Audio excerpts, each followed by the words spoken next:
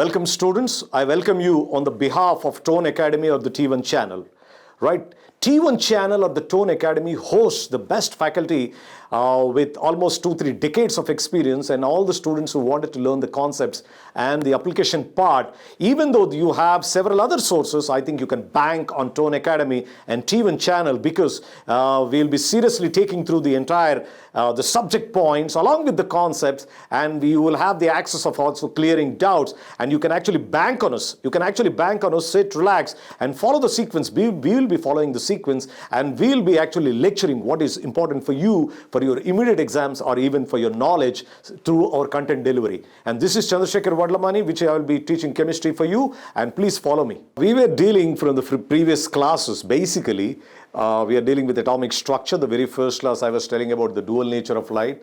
The second, we went to the photoelectric effect. Then I was telling the Einstein's view on the photoelectric effect.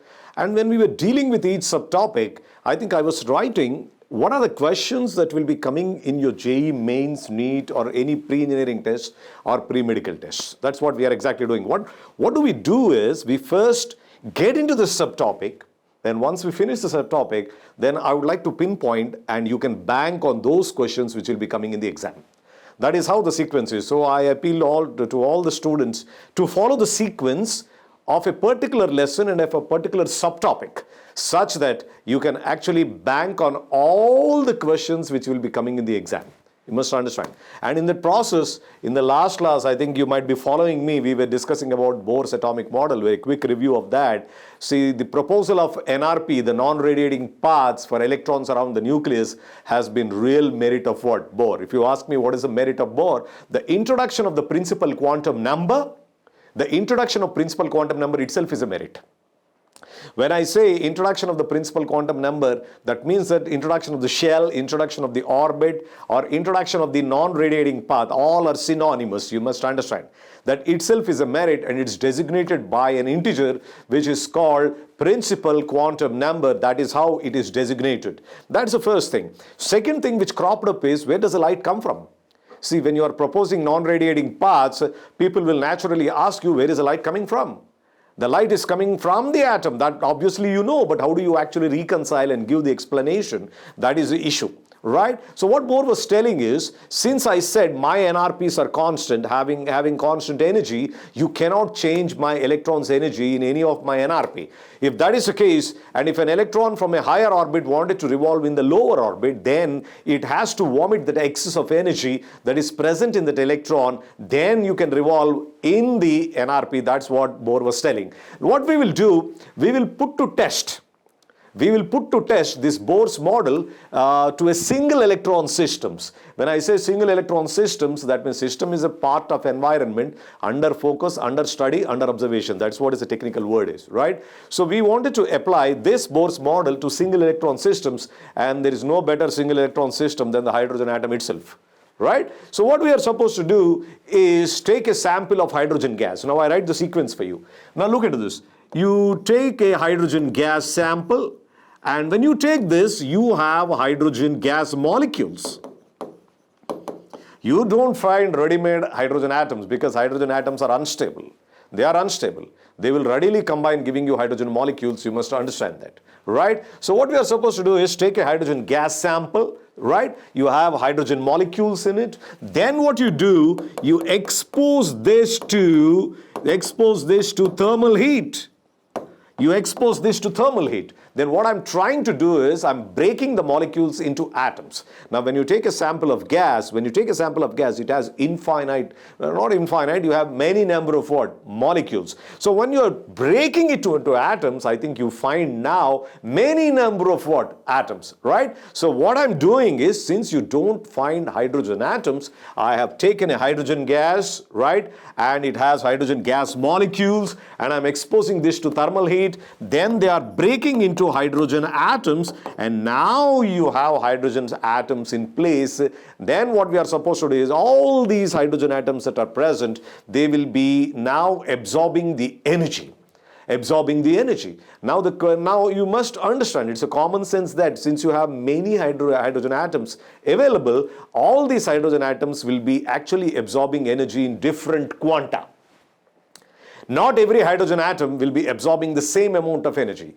If someone is absorbing one h nu, quanta is nothing but h nu, right? That's Planck's quantum theory, if you can recollect, right? So if two bodies are exchanging energy, they will be doing in form of quanta. That means you will absorb one h nu or two h nu or three h nu or four h nu. You cannot absorb half h nu or 3 by 4 h nu. You must understand. That's what is called quantization. You must understand that. So once you have this hydrogen atom, so many hydrogen atoms that are now dissociated, the molecules are dissociated into hydrogen atoms, all these hydrogen atoms are now in the process of absorbing heat. Now when they're in the process of absorbing heat, they are absorbing in different quanta. Now when they absorb in different quanta, then what happens? The lone electron that is present in the hydrogen atom is now rising to excited states. Excited what? Shells, you must understand, because earlier in ground state of hydrogen atom, the electron is in the first orbit. Now when you are absorbing energy, the electron is actually rising into higher energy levels, and you have infinite number of hydrogen levels in any what? Infinite number of energy levels in any atom, you must understand. You have infinite number of what? Energy levels. So what these hydrogen atoms are doing is, these are actually absorbing heat in terms of quanta. They will absorb 1 h nu, 2 h nu, 3 h nu, 4 h nu, right? Each one will be absorbing in a different quanta, and the lone electron which is present is now rising to the excited state depending upon the amount of heat you are basically what? Absorbing. Now what happens? Now what is happening here? There are two processes which are going on. Well, I would like to call, there are two processes. The process of absorption, and this I call, the consequence of this is going in for excited states. Going in for excited states. The excitation process has started because you are absorbing different quanta of heat. This lone electron is now rising to the excited state. Now, as I told you, this excitation won't be forever. It will be for 10 power minus 8 seconds. It is so less time. Have a feel of it. Even it's less than the blink of an eye, within span of 10 power minus 8 seconds, or the electron which is risen to the higher energy levels will fall back. And within this, you will find de-excitation happening.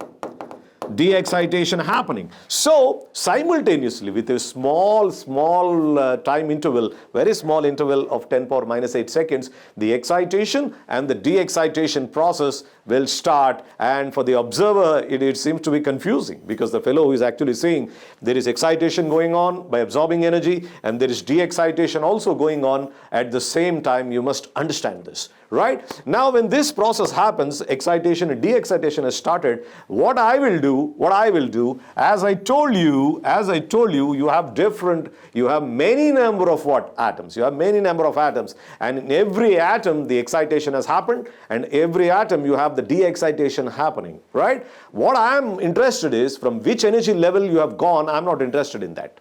Right? I'm more interested in which energy level you are coming back within a gap of what? 10 power minus 8 seconds. In the process, last time I told you that, in some of the atoms, the electron might be risen to the 7th energy level, right? And it might straightly fall back to what? The first energy level, right? So in one of the atoms, if you see 7 to 1, 6 to 1, 5 to 1, and 4 to 1, and 3 to 1 and 2 to 1. So I'm basically interested to which energy level de-excitation is taking place. Right? It's not happening in one atom, mind you. This should be clear. It's not happening in one atom. It's happening in several atoms. And in several atoms, what I'm trying to do is group. I wanted to group it. And when I'm grouping it, there must be some basis. That basis I will reveal it to you very shortly. Now what I'm doing is, from all these energy levels, it's actually jumping into the first energy level. I have grouped all the jumps to the first energy level. I have actually grouped all the jumps to the second energy level, third energy level, fourth energy level, and fifth energy level. So when I'm grouping something, there must be some basis. And on that basis, really surprising to me, a really great observation done by people, right? So simply speaking, before I go in for the energy level diagram for you, remember this. I have taken hydrogen gas. It has molecules, and I expose this to thermal heat, right? And the hydrogen atoms are now, the hydrogen molecules have broken into hydrogen atoms, and they are absorbing H nu. Right? It might be H nu, 2 H nu, 3 H nu, depending on how much energy you have absorbed. You get into an excited state, and within a span of 10 power minus 8 seconds, you get de-excited. right? I'm more interested into which energy level basically you are jumping, and I'm not interested in which energy level you have gone. So in that process, I'm grouping all the jumps to the first, all the jumps to the second, all the jumps to the third, and when I'm grouping it, I think I have some basis, right? Now what I will do is basically draw energy level diagram for you, and then here are some of the observations which are great and lovely. Watch here, say this. What I will do, if I say this is the first energy level, n is equal to 1. See, this you need to understand this, where this is the first energy level which I'm drawing it as a line, and look into the second energy level. This is the second energy level, right? N is equal to 2. Now, if I go for n is equal to 3, I'm very consciously reducing the gap, and I draw the attention of everyone. Remember, you don't think that I don't have a pen and a scale such that I can have a equal spacing between them. There is a rationale behind it. There is some rationale behind this. You must understand this, right? This is the first energy level, this is the second energy level, and this is the third energy level. And look at the fourth one now. Very consciously, I will reduce the gap. That's the fourth energy level. And if I go for the fifth energy level, n is equal to 5, and this is how it is. Further reducing. And the sixth one further reduces. And the seventh one is almost merging with this. Almost merging with this. You must understand. It's not that I don't have a pen and a pencil. You must understand this. So if I can redraw this again for you, because it's merging. So remember that the gaps are very much conscious. Don't think that I don't have something to measure. There is a rationale which I would like to calculate and tell it to you. Look into this. This is the first energy level. N is equal to 1. This is the second energy level. Look at the gap. I would like to actually tell you and calculate why this huge gap is for you. Don't think that, there are no equal spacings just like that or something like that. There is a rationale why we don't have spaces equally. And look into this. This is n is equal to 3. The space further decreased. This is n is 3. And look into this. Look into this. N is equal to 4. This is further decreased. N is equal to 4. And this is the 5. It has further decreased. 5. And this is the 6. And I'm drawing it 6. And the 7 is almost merging with this. And the 7 is almost merging with this. You must understand. Right? So this is 4, this is 5, then this is 6, and this is 7. That's how it is. If you go beyond 7, the 7 is actually merging with 8. And if you go beyond 8, 8 is merging with 9, 10, 11. You are unable to distinguish anything. Now, let's come to this question, why there are unequal spacings here. Why they are unequal spacings here? I can draw equal spacings, but I'm not doing it, and I've drawn this very consciously. And if you want to explain to someone, and someone is asking me, why are you not drawing equal spaces? Because these are energy levels, and look into this, what I'm doing. We have an equation for the NRP, that is En is equal to minus 13.6 by n square electron volts. If you wanted to find the energy of any of these energy levels, you have an equation. If I find out E1, that is minus 13.6 electron volts, if E2, that is minus 3.5 electron volts, if I find E3, which is minus 1.5 electron volts, that is how it is. Watch. This is, you just substitute n is equal to 1, if you substitute n is equal to 2, if you substitute n is equal to 3, these are the values you're getting. Now if you look into this E2 minus E1, the energy difference, if you actually see, it is plus 10.2 electron volts. It is approximately plus 10.2 electron volts. You must understand, right? And if you wanted to get into this E3 minus E2, then it is actually plus 2 electron volts. You must understand. Right? And if you are actually going for E4 minus E3, it further decreases. It further decreases. So remember two things which I wanted to write here. And I wanted to write here. As you move, I draw the attention, please. I draw the attention of everyone. Watch carefully. This is basically the thing you must be understanding, because this might be a question in the exam also. Right? So which of the following is true? That might be the question in the exam. A theoretical question. Which of the following is true? This is true. That, on moving from the first energy level to the higher energy levels, the energy of the orbit is increasing. The energy of the orbit is increasing. That's no doubt, right? But the energy difference, if you actually see, the energy difference, E2 minus E1 or E3 minus E2 or E4 minus E3, it's actually decreasing. And let me tell you that even if you see the energy difference, if I put it to be delta E, the delta E tends to 0. The energy difference between them tends to zero. Remember, this is a critical point which every student must understand. First of all, if you look into any textbook or any spectra which is drawn with respect to hydrogen, you can actually see the energy spaces are not equal. They are not equal. They are not equal, and they have drawn very consciously because they are of course not equal. So what is the truth behind it is basically understand, as you move from the lower energy levels to the higher energy levels, the energy of the orbit will be increasing.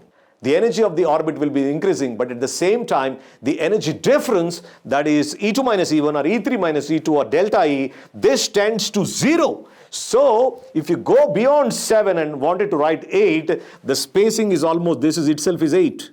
That itself is 8. And if you go for 9, that itself is 9. If you go for 10, that itself is 10. So the spacing is almost decreasing and it is tending to 0. I never said delta E is 0. It's tending to 0. So for the observer, it's actually, he finds that this become a band after 7.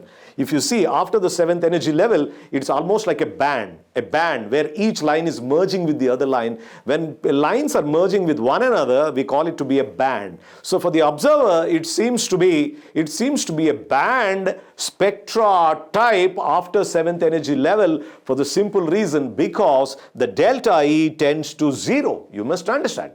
So from now onwards, when you are actually opening the textbook, if you look into the hydrogen spectra, and if you wanted to ask your teacher why there are no equal spacings, why they don't have a pen and a pencil? No, absolutely not. It's based on this calculation where the energy equation is given like this, and you can see that the delta E is tending to 0. You must understand that's why we don't have equal spacings while doing the energy levels. You must understand, right? Now coming to the hydrogen spectra, assume now what I said, there is excitation gone, the electron has gone, the lone electron which is present in the hydrogen has gone to the higher energy levels and it starts coming back.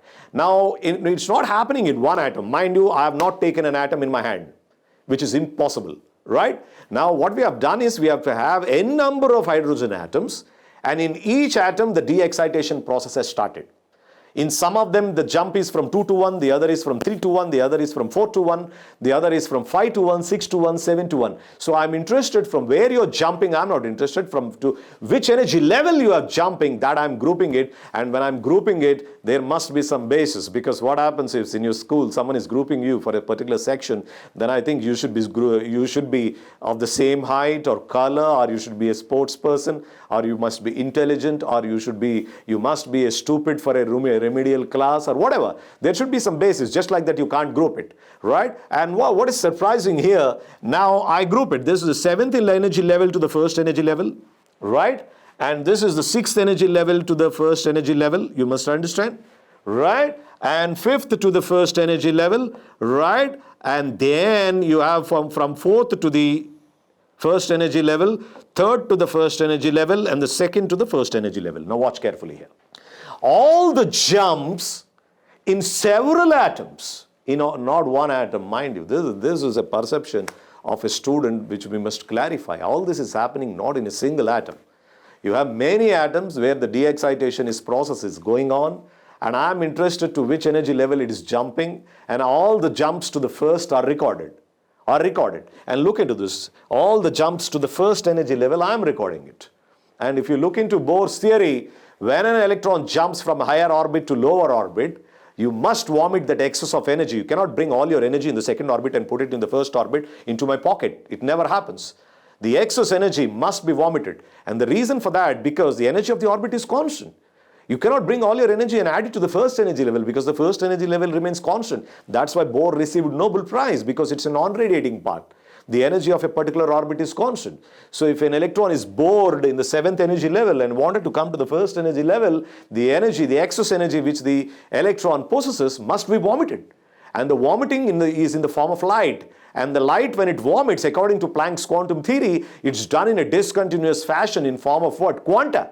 And we have energy equations. You must understand this is nothing but E is equal to h nu. So when you're actually jumping, the light is actually given out, right? And when the light is given out, each jump is recorded. This is lambda 1. This has a wavelength. Now, how do you speak the language of light? Light has parameters, that is frequency and wavelength. So if you wanted to speak the language of a wave, you must speak in terms of what? Wavelength and what? Frequency. And when there is a jump from 7 to 1, the light is emitted, which has a lambda 1 as the wavelength. And this has lambda 2, and this is lambda 3, and this is lambda 4, and this is lambda 5. Mind you that when the light is actually emitted, it is actually passing through the slit of a spectrophotometer. The light which is emitted is actually passing through a slit of a spectrophotometer. Then this light which is emitted is actually going through a slit, a rectangular slit of a spectrophotometer. Then lines appear. You must understand. This is how the line spectra looks like. This is the line of the 7 to 1 jump, which has a wavelength of lambda 1. And then you have the spacing again. This is lambda 2. And the spacing here also decreases. Here also decreases, mind you that. And this is lambda 3. And the spacing further decreases, lambda 4, and this is lambda 5, and this is lambda 6, and this lambda 7. And if you go beyond 7, I think each line is actually merging with the line. And for the observer, this is a critical point. You must understand. And I draw the attention of students again. Watch. Now what happens is till 7 for the observer, it seems to be a discontinuous spectra. That means discontinuous spectra. In earlier classes, I was telling you that you have well-defined lines. When I say well-defined lines, the line parameters, the parameters of the particular line of the light which is emitted in the form of what? Wave, it has lambda, which is very clear. The value is very distinct and clear. Right? If you go beyond 7, the 7 is merging with 8, 8 is merging with 9. So for the observer, what he is feeling is basically after 7, you are actually having a continuous spectra, because it looks like a band. Look at this. This is 7, and this is 8, this is 9, and this is 10, that itself is 11, that itself is 12, that itself is 13, like that infinite. So for the observer, till 7th energy level, you can actually have a well-defined lines. Beyond that, I think each line is merging with the other, because the energy difference is basically decreasing, and the delta E is actually becoming what? 0. You must understand. Now, why did I group? As I said, I wanted to group all the jumps to the first, and there should be some basis for your grouping. Now, what I observed is, in fact, I get surprised when I actually see this. I get surprised because the grouping is done, and the surprising factor which emerged out of this is all these lines, all these jumps from higher energy levels to the first energy level are basically falling in ultraviolet region. They are actually falling in ultraviolet region, and this was observed and named after a scientist. This is called Lyman series. This is basically called what? Lyman series. You must understand that. So I told you there must be some basis. What is surprising is I've grouped all the lines to the first energy level, and they are all falling in ultraviolet region. And if you wanted to have a recap of what exactly is an ultraviolet region, you have a spectrum, electromagnetic spectrum. You must understand the visible region which you and me can see. The visible region which you and me can see, that is ranging between 3,800 to 7,600 angstroms. Right? That is the range where you and me can see. You and me can see. Be less than that you can't see. Greater than that you can't see. So less than this you can say your ultraviolet region. Greater than that we call this to be infrared region. You must understand that. Less than this is UV. Greater than that is IR. And beyond that you have your microwaves. And finally ends with what? Microwaves is your electromagnetic what? Spectrum. So understand that all these lambdas, lambda 1, lambda 2, lambda 3, lambda 4, lambda 5, they are all falling in ultraviolet region where the wavelengths are less than what? The visible region, that is 3,800 angstrom units, that is a minimum, and they are falling in ultraviolet region with a lambdas which are less than 3,800. That's why this was observed by what? Lyman. And I always wanted to point out that this is not happening in a single atom. This is not happening in a single atom. This has n number of atoms, excitation is taking place, de-excitation is taking place, and I'm interested not in the excitation, but to where it is getting de-excited, and here in this case, it is the first energy level, and we call this to be ultraviolet region, and we call this to be Lyman series because it is named after that scientist, that is Lyman. Similarly, I think you can see all the jumps to 2. This is 2, all the jumps to 2, all the jumps to 2, all the jumps to 2. Right? And this falls in visible region. This is falling in visible region. You and me can see. You and me can see with our naked eye. So this is visible region, and this is named after a scientist which is Balmer. which is Balmer, that is ultraviolet region. You must understand that, right? And that is to the 2. And similarly, you have jumps to the 3, and remember, and this falls in, this is ultraviolet, that is Balmer, and this is falling in infrared region. You must understand this. Infrared region, and this, cut it off. Yes, so I'm not interested in where the electron is getting excited, so I'm grouping to all the jumps to the first energy level, the second energy level, and I'm surprised that all the jumps to the first are falling in one common region, that's ultraviolet region, and then it's named after Lyman because the observation was made by him. Similarly, all the jumps to the second is made by Balmer, and that is nothing but the visible region where you and me can see. And then coming all the jumps to the third, and this is falling in IR, and this is observed by what? Passion. It's passion, right? And this falls in IR, infrared region. I'll tell you what it is, right? Similarly, all the jumps to what? This is 3, and similarly, all the jumps you can actually see this way, and this falls in again IR, and this we call it to be bracket, and then we finally have the fund series. The fund series where the P is silent. You must understand. So you have basically 1, 2, 3, 4, and 5. All the jumps to the first, all the jumps to the second, all the jumps to the third, all the jumps to the fourth, all the jumps to the 5. You basically have 5 series. In fact, we have 6 series, which is not, we don't discuss at this level. But understand that you have basically 5 series. And remember, the first series, commonly it is falling in a common region, that is ultraviolet region. And the second one is passion, and so the second one is Balmer, which falls in what? Visible region. The third one falls in IR. The fourth one also the bracket series also falls in IR. And the fifth one is a fund, which also falls in IR, infrared. Now, why the 3 infrareds? The student might ask a question, what is this 3 infrareds? Why all the 3 are infrareds? Remember one point, I draw the attention of everyone now. Now observe, infrared is actually basically divided into 3 parts. IR, and I can write it for you because this is a fundamental thing, and I wanted everyone to look here. IR is basically divided into 3 parts. The entire spectrum of IR is divided into 3 parts. One I call near infrared. Then you have infrared. Then you have far infrared. So the IR is basically divided into 3 subdivisions. One I call the near infrared, the other is infrared, the other is a far infrared. So I can call this to be passion to be, right, this is near infrared, this is infrared, and that is far infrared, even though they are falling in the common region. But I think one is near, the other is infra, the other is what? Far infrared. You must understand that. Now what is near infrared? Near to what? Near to your home? No, absolutely not. What is near infrared? Near infrared is all the region which is close to the visible region. Which is close to the visible region. Which is closer to this visible region. Now look into this.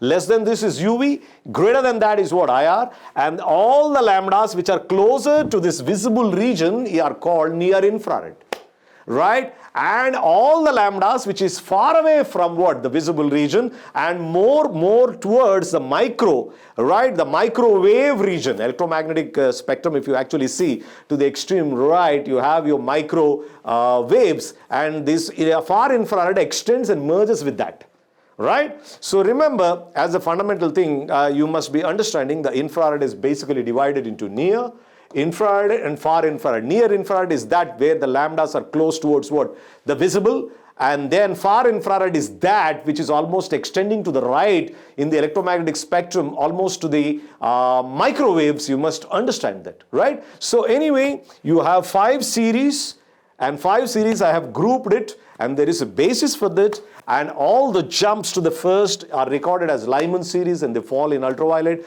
All the jumps to the 2 are visible region, and we call it to be Balmer series. And all the regions, all the jumps to the 3 are nothing but what? Passion, and which falls in near infrared. And then you bracket, which is again infrared, and you have your fund series that also is what? Infrared. You must understand this, and you must also have some knowledge about what? Near infrared and what? Far infrared, which as I explained this to you. Right? Now, that's how the hydrogen spectrum looks like. And remember 2-3 questions which I wanted to highlight. When any student looks at the picture, they wanted to ask the teacher, why are you so clumsy you're drawing, man? You don't have a pen and a scale or what? Why are you so clumsy in drawing all this?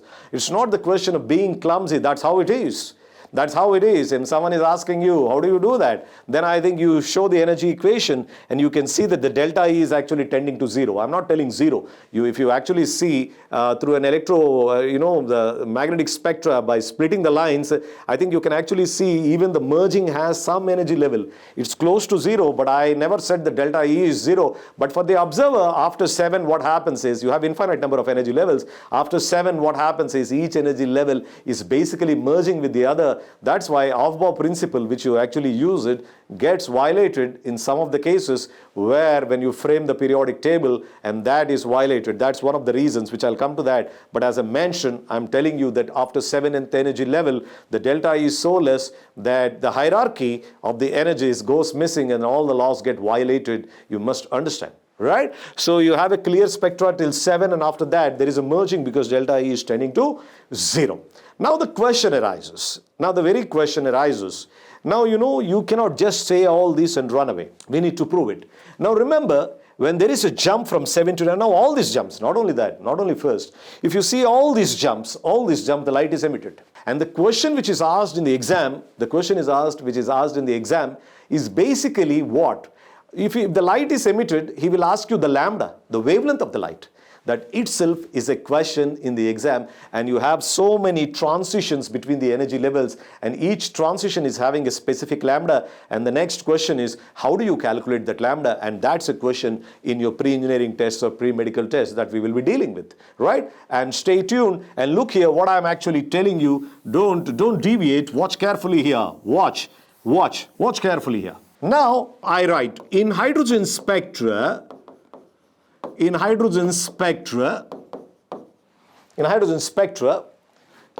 transition, when I say transition, it is a jump, gives out light with specific lambda, that's wavelength. And people will ask you, how do you calculate that lambda? You just cannot say story and run away from the room. He will ask you because light is coming out from the atom. And I was claiming from the beginning that each transition will be having a different lambda, and these are well-defined lines. Well-defined lines means the lambda is so specific to the decimals also. So you must be in a position to calculate what is the lambda which is given out in all the transitions in the hydrogen spectra. That might be a question, right? So what I will do, hence I propose to you a formula such that you will be in a position to calculate the lambda, and the formula is basically to calculate lambda each and every transition, each and every jump in the hydrogen spectra. If you wanted to calculate lambda, and here comes the Rydberg's equation. So use Rydberg's equation. And what is the Rydberg's equation? 1 by lambda is equal to R into 1 by N1 square minus 1 by N2 square. You must understand. This is the equation where one is supposed to use to calculate the light which is emitted in any transition that happens within the atom. Because you must be vomiting that excess energy, because you cannot bring in all your energy to the lower energy levels, because the energy of the orbit is remaining constant. The intelligent factor is the way the Bohr has placed the sequence of his postulate. First he says that energy of the orbit is constant, and it's constant forever till we die. If that is the case, then if anyone wanted to revolve from higher to lower, it has to vomit that energy, and vomit the energy in form of what? Light. And the light will having lambda. And you have so many transitions which I showed in the single electron system of hydrogen. And each lambda is calculated using Rydberg's equation, and that is 1 by lambda is R into 1 by N1 square minus 1 by N2 square. You must understand, where R is nothing but a constant, that's nothing but Rydberg's constant, whose value is 109,677 inverse centimeters. You must understand, 109,677 inverse what? Centimeters. That is Rydberg's constant. You must understand that, right? What is N1? N1 is the energy level energy level, that is N2 is the another energy level you must understand. Suppose if an electron is jumping from N2 to N1.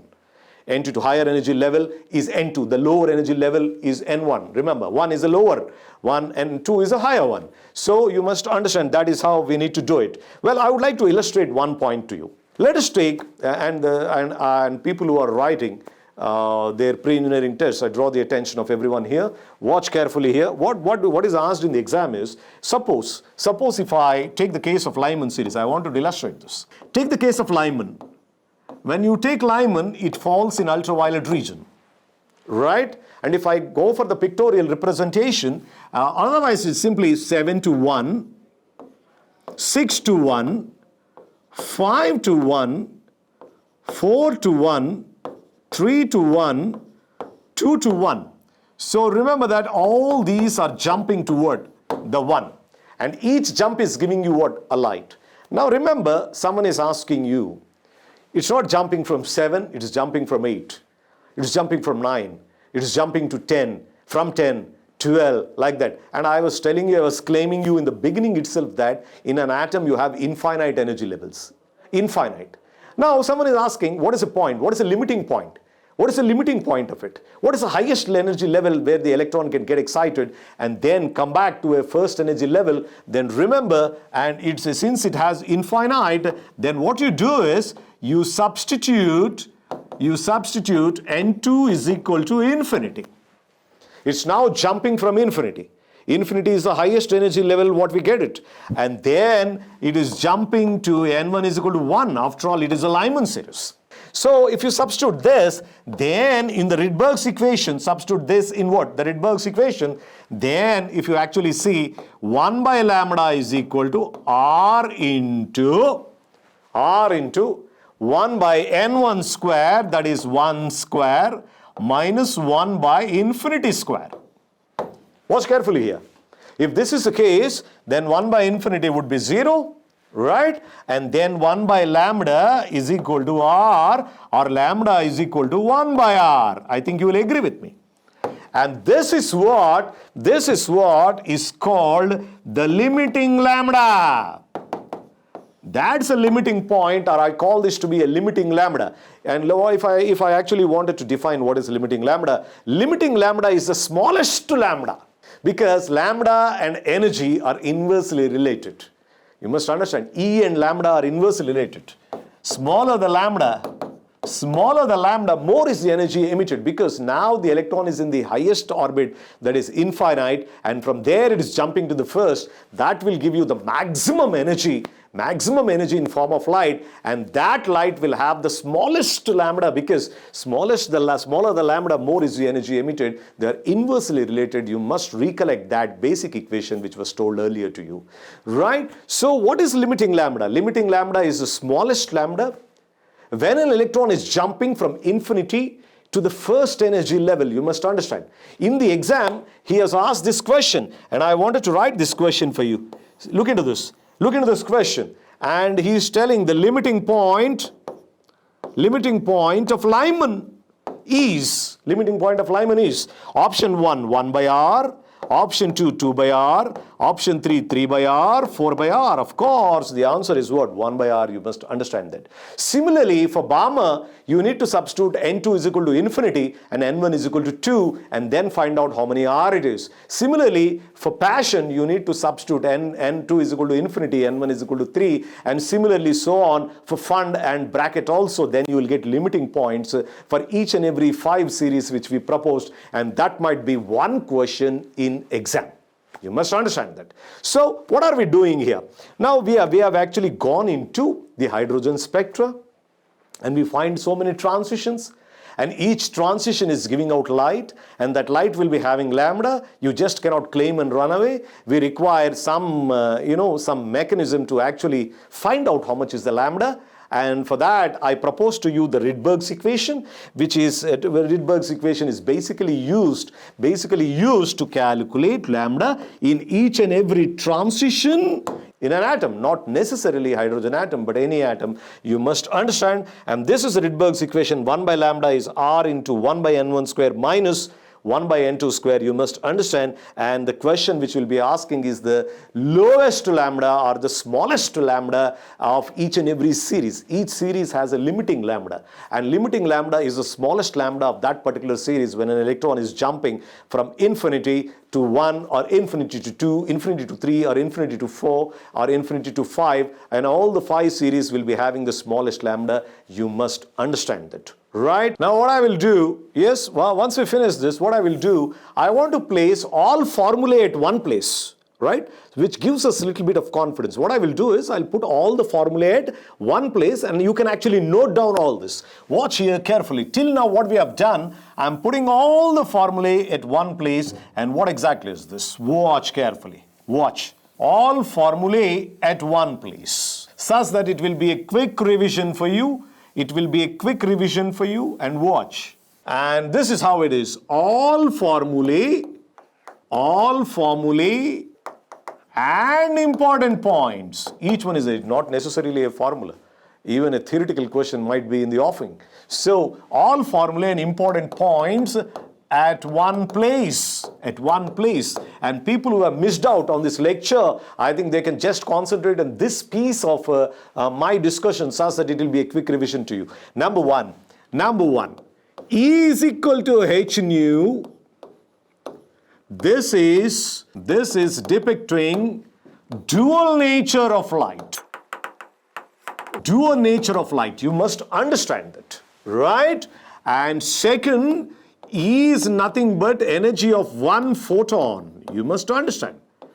Energy of one photon is calculated by E is equal to h nu, where h is a Planck's constant whose value is 6.6 into 10 power minus 27 ergs a second. You must understand that.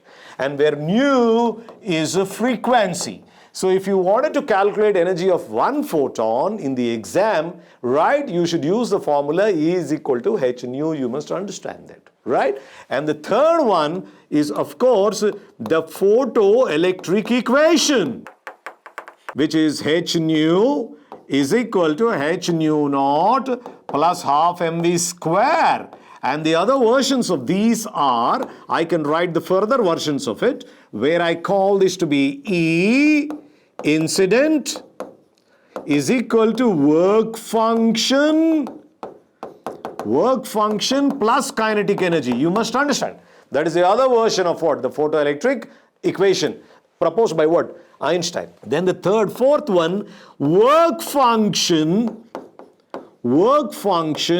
is basically a function of size. You must understand. And work function is inversely related to size. So the smaller the size, the work function would be lesser. And this is the reason why 5, potassium, rubidium and cesium are used in photoelectric cells.